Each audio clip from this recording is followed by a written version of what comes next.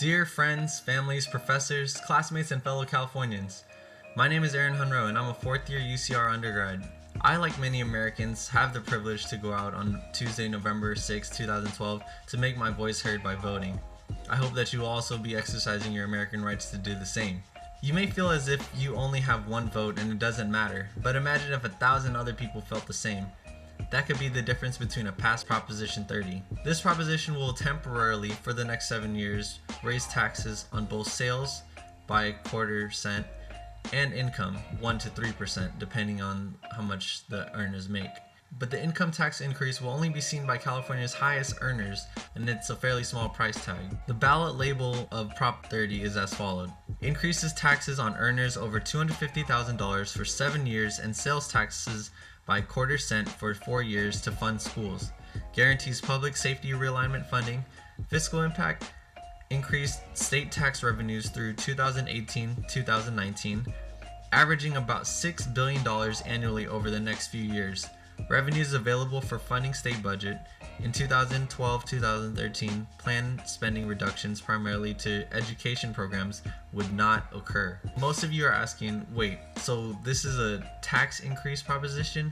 Well, yes it is, but the income tax is on top earners making over $250,000 and only by 1 to 3% for the next 7 years. So for example, if somebody was making over $250,000, their rate would go from 9.3% to 10.3%, only by 1%. And for joint filers making over $500,000 or more, it would also go up only 1%. For individuals making $300,000 or more, or joint filers $600,000 or more, it would only go up 2% from 9.3% to 11.3%. And for individuals making $500,000 or more, it would go up 3% from 9.3% to just 12.3%. And for joint filers making $1 million a year, it would go from 10.3% to 13.3%, also just 3%. 90% of Prop 30's revenue will come from only 1% of Californians, the wealthiest. Well, yes, it is true that the 1% of Californians have worked hard for their money and are trying to provide for themselves and their family, but the fact of the matter is our state's education system is at risk, and educationally speaking, we essentially are on life support and our condition is getting worse by each passing school year.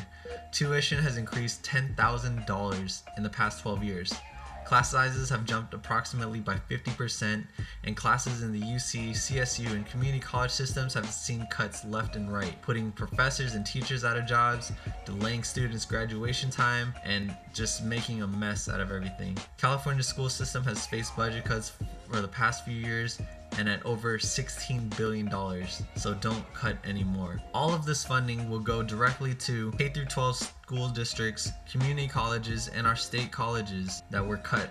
K-12 students only get their experiences in grade school once. Don't ruin it by crippling their ability to learn and their future education. Please help save our school system and our future education. Please vote yes on Prop 30. And my friends in the UC system, if Prop 30 does not pass, the UC system will face an additional $250 million budget reduction, further jeopardizing the quality and the scope of our education at our school colleges and universities. And not just that, but another round of tuition hikes is sure to follow.